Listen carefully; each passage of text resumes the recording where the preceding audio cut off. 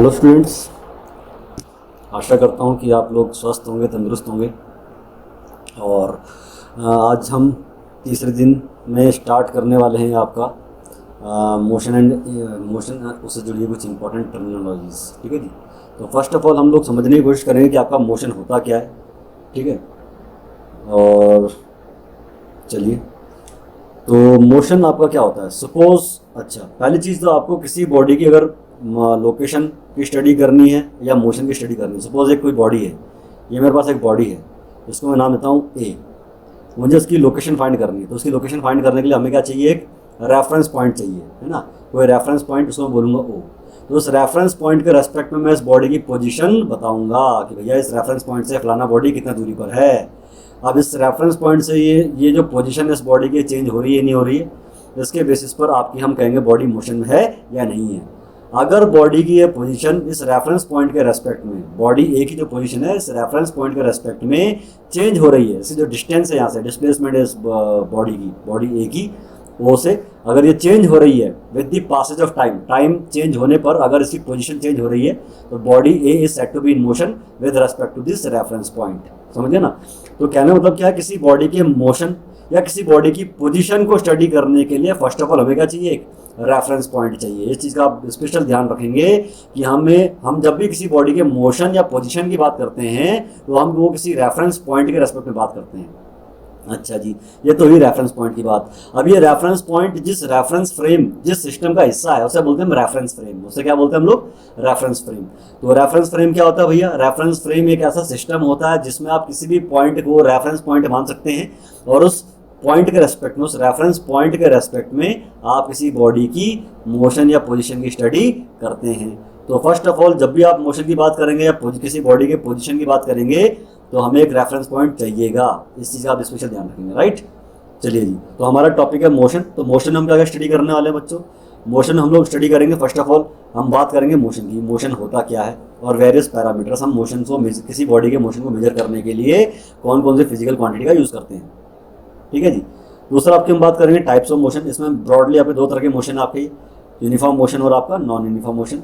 वैसे तो मोशन कई टाइप के होते हैं ना, ऑन दी बेसिस ऑफ कि आपकी वेलोसिटी कांस्टेंट है कि नहीं है। अगर वेलोसिटी कांस्टेंट है तो यूनिफॉर्म मोशन है, वेलोसिटी कांस्टेंट नहीं है, वेलोसिटी चेंज हो रही है, तो it will be a non uniform motion.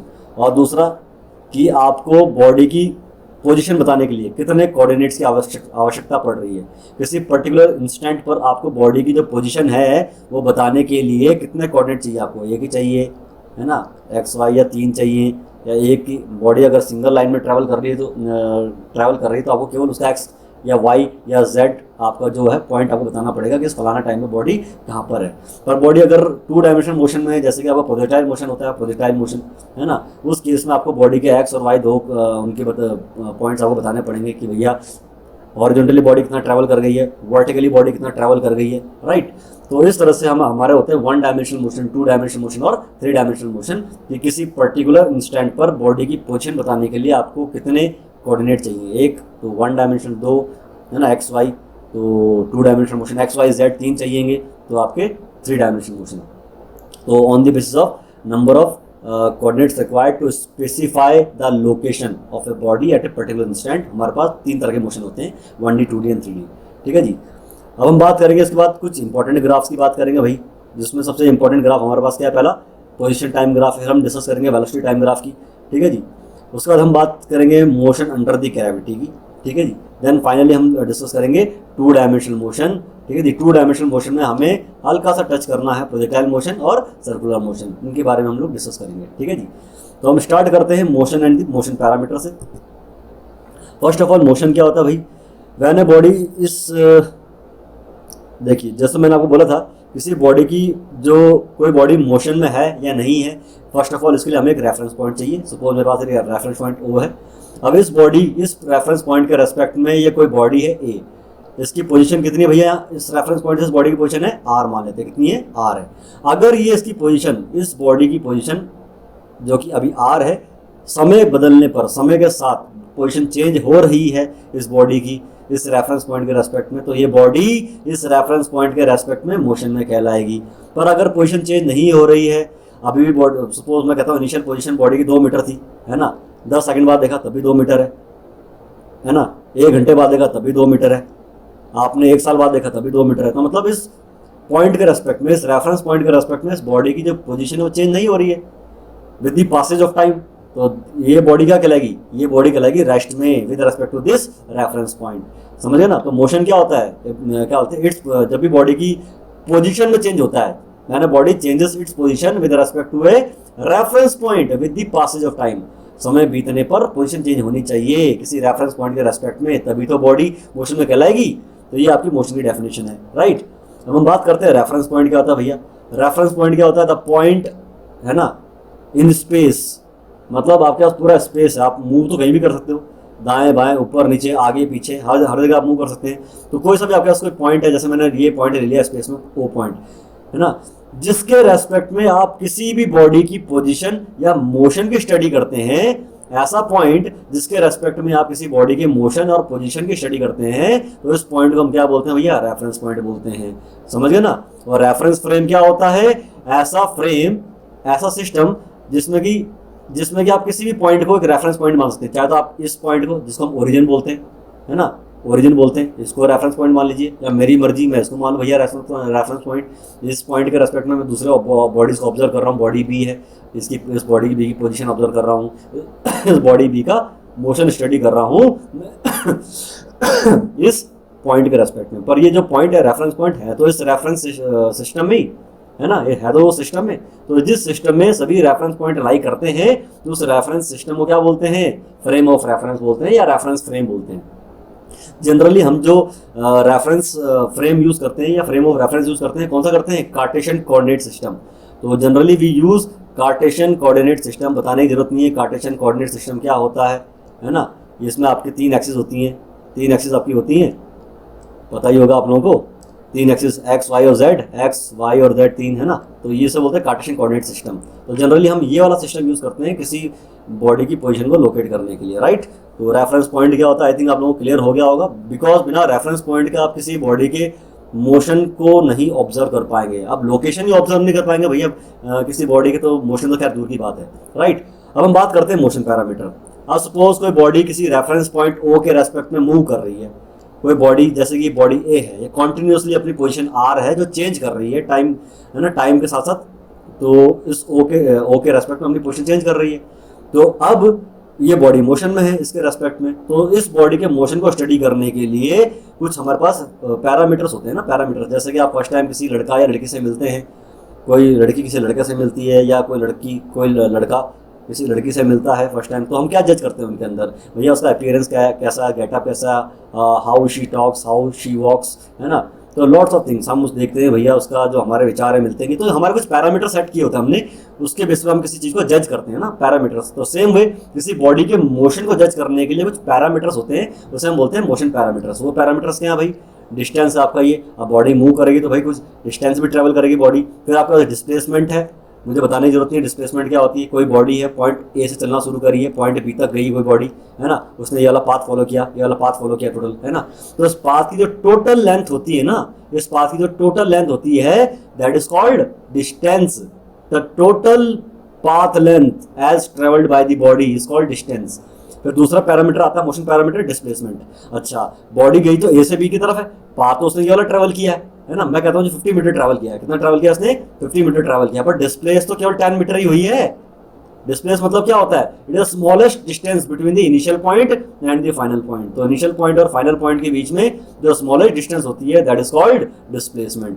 फिर हम बात करेंगे स्पीड। स्पीड क्या होती है भैया, distance travelled by the body per unit time. मैंने कहा जी 50 मीटर बॉडी ने ट्रैवल किया 10 सेकंड में, ठीक है जी, 10 सेकंड में 50 मीटर ट्रैवल किया डिस्टेंस, है ना। तो 1 सेकंड में बॉडी ने 1 सेकंड में कितना डिस्टेंस ट्रैवल किया होगा, तो 5 मीटर ट्रैवल किया होगा। अगर भैया बॉडी ने 10 सेकंड में 50 मीटर ट्रैवल किया है डिस्टेंस, तो 1 सेकंड में 5 मीटर ट्रैवल किया होगा, 5 मीटर ट्रैवल किया होगा, तो 5 मीटर पर सेकंड क्या हो गई, बॉडी की स्पीड हो गई। तो स्पीड क्या होती है, distance travelled by the body in unit time. Unit time का मतलब क्या होता है, यूनिट टाइम का मतलब क्या होता है, यूनिट टाइम का मतलब होता है या तो 1 सेकंड या तो 1 मिनट या 1 आवर, राइट। अब हम बात करते हैं वेलोसिटी की। अच्छा, बॉडी 10 सेकंड में 50 मीटर ट्रैवल कर गई, पर क्या बॉडी का डिस्प्लेसमेंट 50 मीटर है, नहीं, बॉडी का डिस्प्लेसमेंट कितना भैया 10 मीटर है केवल। तो बॉडी की वेलोसिटी कितनी होगी, डिस्प्लेसमेंट अपॉन टाइम, बॉडी ने 1 सेकंड में कितना डिस्प्लेस हुई है भैया, 10 सेकंड्स में बॉडी 10 मीटर डिस्प्लेस हुई है, तो 1 सेकंड में कितना डिस्प्लेस होगी, तो that will be 10/10, 1 metre displace होगी पर सेकंड, तो 1 मीटर पर सेकंड क्या है, ये वेलोसिटी है, तो मतलब displacement per unit time, that is called velocity. तो नेक्स्ट पैरामीटर हमारा है एक्सेलरेशन। आप जरूरी थोड़ा ना है कि बॉडी की वेलोसिटी कांस्टेंट रहे, कि भैया बॉडी हर सेकंड में, मैं कह रहा हूँ बॉडी की वेलोसिटी 20 मीटर पर सेकंड है, आप जरूरी थोड़ा है कि हर सेकंड 20 मीटर ट्रैवल कर रही है, इस सेकंड 20 मीटर ट्रैवल किया, नेक्स्ट सेकंड बॉडी ने 24 मीटर ट्रैवल किया, next to next second body ने 30 मीटर ट्रैवल किया 1 सेकंड में। तो आप देखो बॉडी की वेलोसिटी लगातार चेंज हो रही है। तो जब भी बॉडी की वेलोसिटी चेंज होती है तो वहाँ पर क्या आती है चीज, एक्सेलरेशन। एक्सेलरेशन क्या होता है भैया, 1 सेकंड में बॉडी की वेलोसिटी में कितना चेंज आता है, change in velocity of a body in 1 second या 1 मिनट या 1 आवर। तो जनरली हम 1 सेकंड में लेते हैं कि 1 सेकंड में बॉडी की वेलोसिटी में कितना चेंज आया है। कैसे फाइंड करेंगे, final velocity minus initial velocity, v minus you, it is called change in velocity. और ये चेंज कितने टाइम में आया, t सेकंड्स में आया, तो 1 सेकंड में कितना चेंज आएगा बॉडी की वेलोसिटी में, v minus you upon t, तो that is called acceleration. 1 second में बॉडी की वेलोसिटी में कितना चेंज आया है। इसकी एसआई यूनिट क्या होती है भैया, इसकी एसआई यूनिट होती है एक्सेलरेशन की मीटर पर सेकंड स्क्वायर। अब कोई सा भी एक्सेलरेशन हो, ग्रेविटेशनल एक्सेलरेशन हो या एक्सेलरेशन ड्यू टू ग्रेविटी हो, any kind of acceleration, if it is acceleration तो उसकी यूनिट क्या होगी भाई, मीटर पर सेकंड स्क्वायर। तो आई थिंक आपको यहाँ तक सारी चीजें क्लियर होंगी, यहाँ तक आपको यहाँ तक कोई भी चीज कंफ्यूज नहीं करनी चाहिए, है ना। तो ये थे आपको कुछ मोशन पैरामीटर्स। इन्हीं पैरामीटर को ध्यान में रखते हुए हम किसी बॉडी के मोशन की स्टडी करते हैं कि बॉडी ने कितना डिस्टेंस ट्रेवल किया, क्या डिस्प्लेसमेंट है, क्या स्पीड है, क्या वेलोसिटी है, उसकी बॉडी की वेलोसिटी किस रेट से चेंज हो रही है, वेलोसिटी अगर चेंज हो रही है इनकेस तो, राइट। तो ये मोशन पैरामीटर्स आपके। नेक्स्ट हम बात करते हैं बच्चों, बहुत ही ज्यादा इंपॉर्टेंट टॉपिक आपका ये है, अगर आप ध्यान से देखें, टाइप्स ऑफ मोशन। तो मैंने क्या बोला था आपको, ये टाइप्स ऑफ मोशन। अब जैसे मैं आपकी बात करता हूँ, जैसे आप लोग स्कूल में पढ़े होंगे, क्लास 12 बहुत बच्चों ने दिया होगा, है ना, आपकी क्लास थी जो, तो क्लास में अगर मैं बात करता हूँ आपकी क्लास, तो आपकी क्लास में कितने टाइप के बच्चे थे, अगर मैं आपसे पूछूं कितने टाइप के बच्चे थे, तो फर्स्ट ऑफ ऑल आप मुझसे पूछेंगे ना कि सर किस बेसिस पर आप पूछने, है ना, किस बेसिस पर क्लासिफिकेशन। अगर आप जेंडर के बेस पर क्लासिफिकेशन क्या बोल रहे हैं, तो 2 तरह के बच्चे हमारे क्लास में हैं, गर्ल्स एंड बॉयज। अगर आप परफॉर्मेंस इन टेस्ट, जो आपके एग्जाम्स वगैरह होते हैं उसमें परफॉर्मेंस की बात कर रहे हैं, तो 2 तरह के बच्चे होंगे, अबव एवरेज, बिलो एवरेज। अगर आप एज के बेसिस पर बात कर रहे हैं तो हमारे क्लास में 2 तरह के बच्चे हैं, अबव 16, बिलो 16, है ना। तो किसी भी क्लास को क्लासिफाई करने का, किसी भी चीज को क्लासिफाई करने के क्राइटेरिया बेसिस अलग अलग हो सकते हैं। तो अगर मैं टाइप्स ऑफ मोशन की बात कर रहा हूँ, मोशन को मैं क्लासिफाई करना चाह रहा हूँ, तो पहले मुझे आपको बताना पड़ेगा किस बेसिस पर, समझ गए ना। तो अगर आप मोशन को क्लासिफाई कर रहे हो कि मोशन के दौरान बॉडी की वेलोसिटी कांस्टेंट थी या नहीं, तो उस बेसिस पर हमारे पास 2 तरह के मोशन होते हैं। पहले हमारे पास क्या है, एक हमारे पास है यूनिफॉर्म मोशन, फिर हमारे पास है एक नॉन यूनिफॉर्म मोशन, ठीक है जी। तो अगर आप तो हम बात कर रहे हैं टाइप्स ऑफ मोशन। तो टाइप्स ऑफ मोशन, पहला बेसिस क्या है क्लासिफाई करने का, on the basis of whether the velocity is constant और नॉट। अगर वेलोसिटी कांस्टेंट है तो that will be a uniform motion, velocity constant नहीं है, velocity is keep on changing, तो that will be a non uniform motion, right. अच्छा जी, अगर आपका वेलोसिटी कांस्टेंट है तो आपका यूनिफॉर्म मोशन है, एक्सेलरेशन कितना होगा, 0 होगा भाई। क्यों, क्योंकि एक्सेलरेशन क्या होता है, change in velocity upon time. अब जब वेलोसिटी चेंज हो ही नहीं रही है, वेलोसिटी अगर कांस्टेंट है तो चेंज इन वेलोसिटी भी कितना आएगा, 0 आएगा। तो numerator will become 0, change in velocity will become 0, because initial velocity और फाइनल वेलोसिटी v और u दोनों सेम है ना। तो सेम चीज में सेम चीज माइनस करो 0 आ जाएगा, तो एक्सेलरेशन भी कितना आ जाएगा, 0 आ जाएगा। तो यूनिफॉर्म मोशन में एक्सेलरेशन 0 होता है, ठीक है जी। तो जब हम यूनिफॉर्म मोशन की बात करते हैं तो आपको कोई 3 इक्वेशन ऑफ मोशन का यूज नहीं करना है, आपको बस सिंपल सा फॉर्मूला यूज करना है, displacement equals to velocity into time. यहाँ पे एस का मतलब बच्चा सन नहीं है, यहाँ पे एस का मतलब है डिस्प्लेसमेंट, सॉरी मैंने सन लिख दिया। यहाँ एस का मतलब क्या है, डिस्प्लेसमेंट, ठीक है जी। और वी का मतलब क्या है, बॉडी की वेलोसिटी, और टी का मतलब क्या है, टाइम, समझ गए ना। तो कहने का मतलब क्या है, अगर आपके पास यूनिफॉर्म मोशन है तो हम सिंपल सा फॉर्मूला यूज करेंगे, displacement equals to velocity into time, right. अब हम बढ़ते हैं आपके नॉन यूनिफॉर्म मोशन की तरफ। अगर मैं बात करता हूँ नॉन यूनिफॉर्म मोशन की, नॉन यूनिफॉर्म मोशन में आपको पता ही है वेलोसिटी कांस्टेंट नहीं है, velocity will keep on changing. अगर वेलोसिटी चेंज हो रही है तो क्या एक्सेलरेशन 0 मिलेगा, नहीं मिलेगा, क्योंकि वेलोसिटी 0 कांस्टेंट नहीं है, वेलोसिटी कुछ चेंज हो रही है। इनिशियल वेलोसिटी कुछ और थी, फाइनल वेलोसिटी कुछ और थी, तो उन दोनों का जो डिफरेंस है वो आपको नॉन जीरो वैल्यू देगा। क्या देगा, नॉन जीरो वैल्यू। तो there must be some acceleration, तो acceleration must be having a non zero value. तो मैंने वही चीज यहाँ पे मेंशन की, acceleration is having a non zero value. तो यहाँ पे नॉन जीरो एक्सेलरेशन होता है, मतलब कुछ ना कुछ एक्सेलरेशन आपको मिलेगा, है ना। तो अगर अब यहाँ पे 2 पॉसिबिलिटी बनती है, जो भी एक्सेलरेशन आपको मिल रहा है वो कांस्टेंट है। वो क्या भैया? कांस्टेंट है। एक्सेलरेशन क्या है?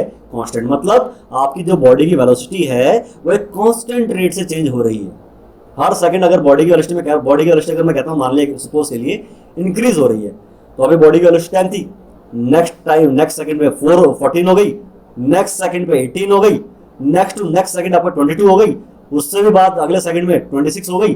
तो आपने इस केस में देखा हर सेकंड बॉडी की वेलोसिटी कितना चेंज हो रही है? 4। The velocity of body is increased by 4 every second. तो here in this case acceleration है जो वो कितना है? 4 है, क्योंकि बॉडी की वेलोसिटी में जो चेंज आ रहा है पर सेकंड, एक सेकंड में, वो कितने का आ रहा है? 4 का आ रहा है। और बॉडी कांस्टेंट रेट से, बॉडी की वेलोसिटी कांस्टेंट रेट से इंक्रीज हो रही है, हर सेकंड में 4 का इजाफा हो रहा है, 4 का इंक्रीमेंट हो रहा है बॉडी की वेलोसिटी में। तो अगर आपका एक्सेलरेशन कांस्टेंट होता है तो इसे बोलते हैं हम uniformly accelerated motion. Uniformly accelerated motion. बच्चों ध्यान रखना, नाम में यूनिफॉर्म आ रहा है, इसका मतलब ये नहीं कि यूनिफॉर्म मोशन ले लेना उसको। यहाँ पे एक्सेलरेशन यूनिफॉर्म है, एक्सेलरेशन कांस्टेंट है, और इस तरह के मोशन को बोलेंगे यूनिफॉर्मली एक्सेलरेटेड मोशन। समझ रहे हो? तो जब आपके पास यूनिफॉर्मली एक्सेलरेटेड मोशन का केस होता है तो उस केस में हम 3 इक्वेशन ऑफ मोशन का यूज करते हैं। v equal to u plus a t, s u t half a t का square, v square equal to u square plus 2s। ये समझ रहे हो? ये हम ये 3 इक्वेशन ऑफ मोशन का यूज करेंगे। अपार्ट फ्रॉम दीज 3 इक्वेशन एक 4th इक्वेशन और बनती है आपकी, distance travelled by the body in nth second, dn बराबर u इनिशियल वेलोसिटी प्लस, है ना, a/2 और 2n-1। ये बहुत ही इंपॉर्टेंट फॉर्मूला है, कई न्यूमेरिकल डायरेक्टली आप इसे सॉल्व हो जाएंगे। मैं कहता हूं जी बॉडी ने 10 सेकंड में कितना डिस्टेंस ट्रेवल किया? 10 सेकंड्स में। How much distance the body had travelled in 10 seconds, मतलब 0 से लेकर 10 सेकंड के बीच में कितना डिस्टेंस ट्रेवल किया। तो उसके लिए हम ये वाला फॉर्मूला यूज करेंगे, है ना, ये वाला distance displacement of body in first 10 second. 0 से 10 सेकंड के बीच में बॉडी ने कितना डिस्टेंस ट्रेवल किया या बॉडी ने कितना बॉडी का डिस्प्लेसमेंट किया है, तो उसके लिए ये वाला फॉर्मूला यूज करेंगे। बट अगर मैं आपसे पूछ लूं कि 10th सेकंड में, 10वें सेकंड में बॉडी ने कितना डिस्टेंस ट्रेवल किया, तो उसके लिए हम ये वाला फॉर्मूला यूज करेंगे, है ना। nth सेकंड में कितना डिस्टेंस ट्रेवल किया और n सेकंड में कितना किया, दोनों फर्क है ना। 10वें सेकंड में कितना किया और 10 सेकंड में कितना किया। तो 10 सेकंड में कितना किया, उसके लिए हमारे पास सेकंड इक्वेशन ऑफ मोशन है। और 10th सेकंड में कितना किया, उसके लिए हमारे पास 4th इक्वेशन ऑफ मोशन है, कि distance travelled by body in nth second. तो dn क्या है? Distance travelled in nth second, travelled in nth second, in nth second. तो nth सेकंड में बॉडी ने कितना डिस्टेंस ट्रेवल किया, दैट इज कॉल्ड dn। ये चीज ध्यान रखना, ये इंपॉर्टेंट फॉर्मूला आपका। ये क्या है? बॉडी का एक्सेलरेशन, है ना, 2n-1, n क्या है? वो nth सेकंड। अगर मैं कह रहा हूँ 10वें सेकंड में कितना किया, 10th सेकंड में बॉडी ने कितना डिस्टेंस ट्रेवल किया, तो n की वैल्यू क्या रखेंगे आप? 10 रखेंगे। अगर आपको फाइंड करना है कि 5th सेकंड में बॉडी ने कितना डिस्टेंस ट्रेवल किया, तो n की वैल्यू 5 रखेंगे आप, है ना। इस तरह से हम लोग क्या करेंगे, ये 4 इक्वेशन ऑफ मोशन का यूज करते हैं। कब? जब आपका एक्सेलरेशन क्या होता है? कांस्टेंट होता है। याद रखना, जब एक्सेलरेशन कांस्टेंट होगा तभी आप इनका यूज करेंगे। इन 4 इक्वेशंस, 4 इक्वेशंस हैं, तो 4 इक्वेशन ऑफ मोशन का यूज कब करेंगे? जब आपका एक्सेलरेशन कांस्टेंट होता है। सपोज अगर एक्सेलरेशन कांस्टेंट नहीं है, दूसरा केस अगर बन जाए, एक्सेलरेशन तो है पर अभी बॉडी की वेलोसिटी 4 की स्पीड से बढ़ रही है, अगले सेकंड बॉडी की जो स्पीड है, वेलोसिटी है, वो 5 मीटर पर सेकंड की स्पीड से बढ़ रही है, की वेलोसिटी से बढ़ रही है ना।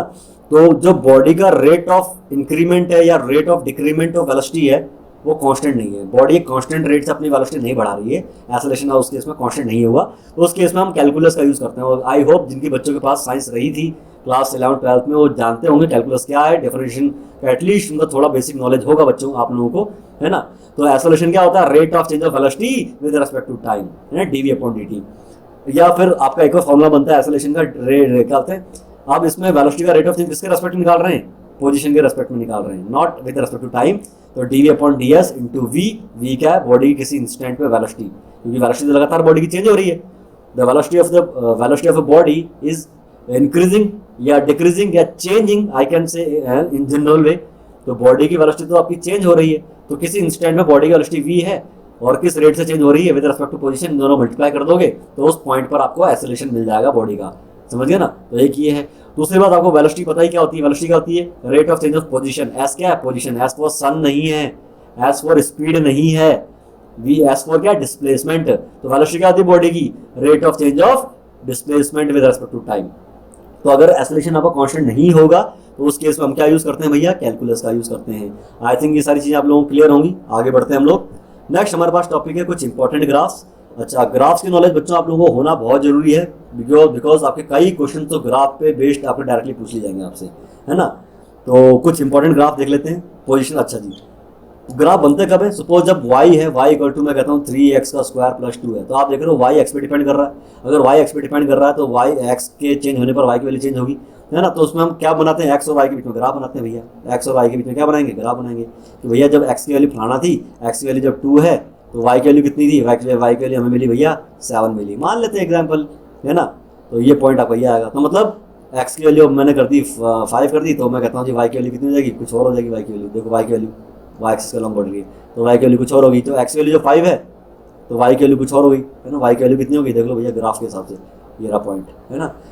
कहने मतलब क्या है? तो ये जो x y और x के बीच में ग्राफ का बनाते हैं आप, जब y और x आपस में मैथमेटिकली रिलेटेड होते हैं। जब y और x आपस में जब मैथमेटिकली रिलेटेड होंगे, तो can in that case we can draw graph between y and x। ये बात आपको समझ आ गई? चलिए जी, मैं कहता हूँ जी हमारे पास ग्राफ कुछ ऐसा आया, मान लेते हैं एक लाइन ग्राफ हमारे पास आया, ठीक है जी। अब ग्राफ के स्लोप कैसे फाइंड करते हैं भाई? स्लोप कैसे फाइंड करते हैं? तो जो ये लाइन हमारे पास आई है, ये पॉजिटिव एक्स एक्सिस से जो एंगल बनाती है, पॉजिटिव एक्स एक्सिस से जो एंगल बनाती है थीटा, स्लोप क्या होता है? टैन थीटा होता है। कितना होता है भाई? Tan theta. तो थीटा जितना ज्यादा होगा, थीटा जितना, मैं दो ग्राफ खींचता हूँ, जैसे कि आपके पास एक ग्राफ ये, एक ग्राफ ये, तो स्लोप ज्यादा किसकी है? इस वाले की स्लोप ज्यादा है ना, इसकी स्लोप कम है। आपको तो अपने आप को इमेजिन करके देखो, ये है ना, जैसे कि आपके पास ये है, यहाँ पे आपके पास दो लाइन है, ग्राफ है ना। यहाँ पर एक ए है, ए का, है ना, और एक एंगल ये बना रहा है थीटा 2 मान लेते हैं उसको, हम इसको थीटा 1 मान लेते हैं, ठीक है जी। कौन सा एंगल ज़्यादा लग रहा है आपको? चलो स्लोप अगर मैं पूछूं कहाँ पे, अगर मैं आपको यहाँ पे खड़ा कर दूं, आप यहाँ पे खड़े हो, है ना, और एक केस में आप यहाँ पे खड़े हो, तो कहाँ पे आपको ज़्यादा डर लगेगा? डर कहाँ पे लगेगा ज़्यादा? यहाँ पे लगेगा ना, क्योंकि यहाँ पे स्लोप ज़्यादा है, थीटा 1 एंगल ज़्यादा है, तो आप बोलेंगे स्लोप भी ज़्यादा है। तो जो थीटा, जो आपका स्लोप होता है ना, स्लोप याद रखना बच्चों, ये कोने पे आ जाओ, स्लोप जो होता है ना, ये टैन थीटा के इक्वल होता है। थीटा जितना ज्यादा होगा, स्लोप भी उतनी ज्यादा मानी जाएगी। और मैथमेटिकली ग्राफ के स्लोप कैसे फाइंड करते हैं? स्लोप ऑफ द ग्राफ कैसे फाइंड करते हैं भैया? चेंज वाई में कितना चेंज आया अपॉन एक्स में कितना चेंज आया, तो change in Y upon change in X का जो रेशो निकालेंगे आप, उसे क्या बोलते हैं? स्लोप बोलते हैं। पर अगर आपका ग्राफ कुछ ऐसा हो, मैं कहता हूँ जी हमारे पास ऐसा ग्राफ बन रहा है, ऐसा ग्राफ बन रहा है ना, वाई और एक्स के बीच में भैया ऐसा ग्राफ बन रहा है, आप कैसे निकालें स्लोप? तो आपको x की जिस वैल्यू पर स्लोप निकालनी है, मैं कहता हूँ x की मुझे x0 वैल्यू पर स्लोप निकालनी है। x0 पर क्या करो? ऊपर की तरफ वो लाइन बनाओ, और यहाँ पे इस ग्राफ में टेंजेंट ड्रॉ कर दो। क्या ड्रॉ कर दो? टेंजेंट। तो ये टेंजेंट इस पॉइंट पर जितना एंगल बनाएगा आपका x एक्सिस के साथ, x पॉजिटिव x एक्सिस से जितना एंगल बनाएगा, याद है ना, पॉजिटिव x एक्सिस से, तो इस पॉइंट पर खींचा गया टेंजेंट जो एंगल बनाएगा, उस टेंजेंट, वो जो टेंजेंट है उसका जो टैन थीटा होगा, उस एंगल का जो टैन रेशियो होगा, ऊपर देखो सबसे ऊपर आ जाओ, उस एंगल का जो टैन रेशियो होगा वो स्लोप होगा। तो आई थिंक आपको समझ में आया होगा कि हम स्लोप कैसे फाइंड करते हैं बच्चों, ठीक है जी। तो आपको थोड़ा बेसिक आइडिया होना चाहिए स्लोप कैसे हम फाइंड करते हैं। स्लोप दो फॉर्मूला हमारे पास है, टैन थीटा और स्लोप का एक फॉर्मूला हो रहा है dy अपॉन dx, राइट। तो हम बात करते हैं अपने पहला position time graph. Position time graph क्या होता है बच्चों? तो नाम से पता चल रहा है कि भैया ये जो ग्राफ है, ये किसी ऑब्जेक्ट की पोजीशन बताएगा टाइम के रेस्पेक्ट में, कि ये बॉडी अभी इस टाइम पर कहाँ पर है, इसकी पोजीशन क्या है। जैसे कि मेरे पास मैंने ग्राफ ये ड्रॉ किया, किसी बॉडी का पोजीशन टाइम ग्राफ ये ड्रॉ किया मैंने, ये पोजीशन है, पोजीशन को मैं ऐसे शो करता हूँ, तो ये वेलोसिटी लिखा हुआ है, यहाँ पे आप पोजीशन लिखना बच्चों, ये वेलोसिटी नहीं है, ये पोजीशन है। पोजीशन आपका एक्स एक्सिस का लॉन्ग हो सकता है, या ऐसे लिख दो सिंपली, समझ रहे हो। तो एस क्या है? ये पोजीशन है, एस क्या है? पोजीशन है। तो बॉडी की पोजीशन कहाँ से? किसी रेफरेंस पॉइंट से, ये कोई रेफरेंस पॉइंट है, ये हमारी बॉडी है ए, तो इस रेफरेंस पॉइंट से बॉडी की पोजीशन कितनी, एस मान लेता हूँ मैं, ठीक है जी। तो ये टाइम है, टाइम एक्सिस है।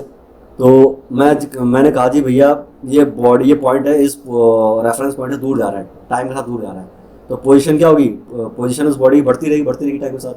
तो ग्राफ आपका ऐसा बनेगा, ग्राफ ऐसे तो बनेगा, है ना। देखो टाइम बढ़ने पर, टाइम इस तरह बढ़ रहा है, तो पोजीशन इस तरह बढ़ रही है, पोजीशन भी बढ़ रही है अगर ये पॉइंट दूर जा रहा है, तो है ना। तो किसी पर्टिकुलर टाइम पर, मैं कहता हूँ जी टी नॉट टाइम है, कितना टाइम है ये ध्यान से देखना यहाँ पर, टी नॉट टाइम। ये कौन सा टाइम है अभी बच्चों? ये टी नॉट टाइम है। और टाइम कौन सा? टाइम एक्सिस में एक टाइम ले लेंगे टी नॉट। इस टाइम पर बॉडी की पोजीशन क्या है पता कर लो भाई, कितनी बॉडी की पोजीशन, चलो 100 मीटर आ गई। तो मतलब इसका मतलब क्या है कि भैया टी नॉट टाइम पर बॉडी किसी रेफरेंस पॉइंट से 100 मीटर की दूरी पर है, समझ में आया। तो इस तरह से आप ग्राफ देख के किसी टाइम पर बॉडी की पोजीशन फाइंड कर सकते हैं। तो पोजीशन टाइम ग्राफ क्या बताता है कि भैया किसी इंस्टेंट पर, किसी इंस्टेंट मतलब टाइम, किसी टाइम पर बॉडी की पोजीशन क्या है, ठीक है जी। तो this graph shows the position of an object at any instant of time, ये बात समझ आ गया आपको, ठीक है जी। अच्छा, अब पोजीशन टाइम ग्राफ जो है, ये पोजीशन है, ये टाइम आपके पास, ये टाइम है, ध्यान से देखो, है ना।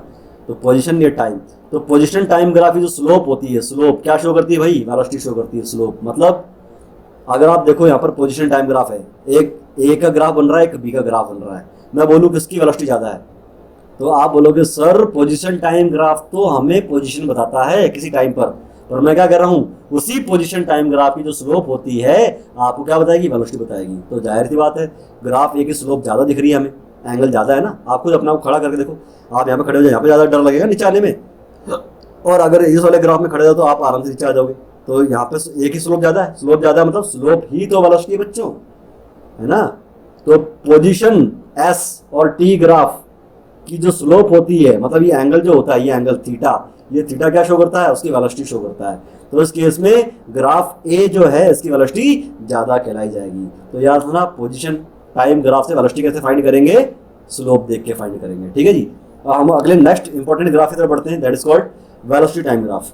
बच्चों ये ग्राफ भी बहुत ज़्यादा इंपॉर्टेंट आपका, ये अक्सर कई क्वेश्चन इसमें आपको मिल जाएंगे इसमें, ठीक है जी। अब मैं बात करता हूँ कि वेलोसिटी टाइम ग्राफ, पता ही चल रहा है कि ये भैया ये ग्राफ क्या बताएगा, किसी इंस्टेंट में बॉडी की वेलोसिटी बताएगा, है ना। किसी ये वेलोसिटी एक्सिस है, ये आपकी टाइम एक्सिस है। मैंने कहा जी वेलोसिटी टाइम ग्राफ ऐसा बन रहा है, तो भैया मैं जानना चाह रहा हूँ कि T1 टाइम पर, ये T1 टाइम है, T1 टाइम में बॉडी की वेलोसिटी कितनी है, तो देख लो भैया कितनी वेलोसिटी है, U वेलोसिटी है। मैं जानना चाह रहा हूँ T2 टाइम में बॉडी की वेलोसिटी कितनी है, ये टाइम T2 है ना। तो T टाइम पर देख लो भैया कितनी वेलोसिटी होगी बॉडी की, बॉडी की वेलोसिटी V होगी, कितनी हो गई है, V हो गई ये। तो कहने का मतलब क्या, डिफरेंट टाइम पर T1 T2 टाइम पर आप बॉडी की वेलोसिटी पता कर सकते हैं। आई थिंक आपको समझ में आ गया होगा, है ना। तो डिफरेंट, ये आपका वेलोसिटी टाइम ग्राफ क्या इन्फॉर्मेशन देता है आपको, ये वेलोसिटी टाइम ग्राफ क्या इन्फॉर्मेशन देता है, बॉडी की वेलोसिटी की, किसी पर्टिकुलर इंस्टेंट पर बॉडी वेलोसिटी कितनी है, ठीक है जी।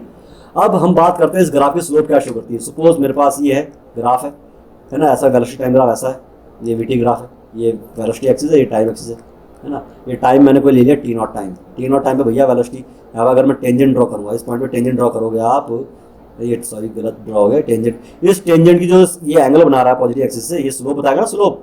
तो याद रखना वेलोसिटी टाइम ग्राफ की जो स्लोप होती है, स्लोप कैसे फाइंड करते हैं आप लोगों को पता है, स्लोप क्या होता है भैया,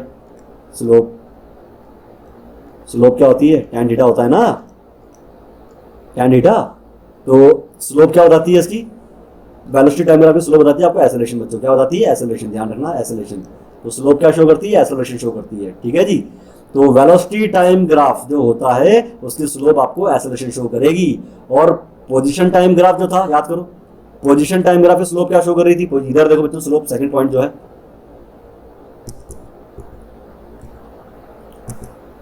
तो पोजीशन टाइम ग्राफ की स्लोप हमें क्या शो कर रही थी, वेलोसिटी शो कर रही थी, है ना, वेलोसिटी। इधर देखो बच्चों पॉइंटर रखो, है ना। तो पोजीशन टाइम ग्राफ की स्लोप शो करती है वेलोसिटी, और वेलोसिटी जो टाइम ग्राफ है,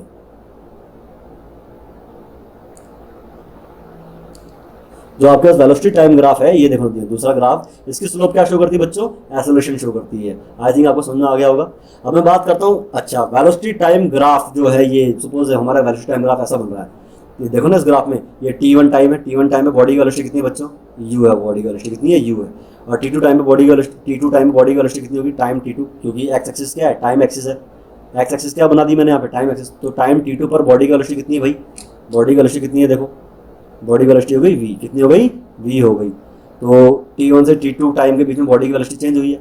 अब जो ये ग्राफ हमारा बन रहा है, ये वाला जो ग्राफ है, ध्यान से देखना, ये वाला जो ग्राफ है, ये जो ग्राफ है, इसके अंडर में जो ये एरिया होगा between T1 and T2, T1 और T2 के अंडर के बीच में, ग्राफ के अंडर में, ग्राफ के नीचे में जो एरिया होगा, ये एरिया क्या शो करता है बच्चों, एरिया शो करता है आपका डिस्प्लेसमेंट। क्या शो करता है, डिस्प्लेसमेंट शो करता है। तो याद रखना वेलोसिटी टाइम ग्राफ के अंडर में जो एरिया होता है, ये भी आपको बहुत सी इंफॉर्मेशन देता है। किस चीज़ की इंफॉर्मेशन देगा, ये इंफॉर्मेशन देता है आपको एरिया की। तो आई थिंक सॉरी एरिया कह रहा हूँ मैं, ये डिस्प्लेसमेंट की इंफॉर्मेशन आपको देता है। तो एरिया फाइंड कर लो तो आपको डिस्प्लेसमेंट मिल जाएगा भैया, ठीक है जी। तो याद रखना वेलोसिटी टाइम ग्राफ में दो चीज़ें इंपॉर्टेंट है, उसकी स्लोप क्या शो करती है वेलोसिटी टाइम ग्राफ की, एक्सेलरेशन, और उसके अंडर में जो एरिया होता है वो क्या शो करता है भाई, वो डिस्प्लेसमेंट शो करता है। तो आई थिंक आप लोगों को चीज़ें क्लियर होंगी, यहाँ तक अभी तो कोई कंफ्यूजन होगी नहीं आप लोगों को, है ना। चलिए बच्चों, तो आज के लिए इतना करते हैं, बच्चों कल हम बात करेंगे कुछ इंपॉर्टेंट ग्राफ्स की बात करेंगे। अगर की वेलोसिटी कांस्टेंट है तो कैसा ग्राफ बनेगा, बॉडी की वेलोसिटी लगातार चेंज हो रही है, कांस्टेंट रेट से चेंज हो रही है, मतलब एक्सेलरेशन कांस्टेंट है तो कैसा ग्राफ बनेगा। तो कल हम कुछ महत्वपूर्ण ग्राफ्स को डिस्कस करेंगे, उसके बाद हम न्यूमेरिकल सेक्शन की तरफ एंटर करेंगे। ठीक है जी। तो कल जो ये वाला जो टॉपिक है, जो आपका मोशन वाला जो चैप्टर है, इसको मैं 2 पार्ट में ले रहा हूँ। एक पार्ट आपका अभी खत्म हो गया है, कल हम एक पार्ट लेंगे जिसमें हम कुछ ग्राफ्स को डिस्कस करेंगे। आफ्टर दैट हम लोग कुछ क्वेश्चंस लेंगे, ठीक है जी, प्रीवियस ईयर क्वेश्चन लेंगे और उसको क्वेश्चन को खत्म करेंगे। पर अगर आपको कोई डाउट्स हो तो आप बच्चों मुझे कमेंट सेक्शन में आप लोग पूछ सकते हैं, बिकॉज अगर आप लोग पूछेंगे नहीं तो शायद, है ना, जब तक अगर आप पूछेंगे तो शायद हम उसमें कुछ अपग्रेड करके, है ना, आपके लायक और अच्छा उसको बना सकें लेक्चर सीरीज को, ताकि आपके लिए और ज़्यादा बेनिफिशियल हो। ठीक है बच्चों, आपको मैं ये लेक्चर यहीं पे खत्म करता हूँ। कल मिलते हैं फिर आपका जो हमारी नेक्स्ट लेक्चर है, जो हमारा 4th लेक्चर होगा। टिल देन बाय बच्चों।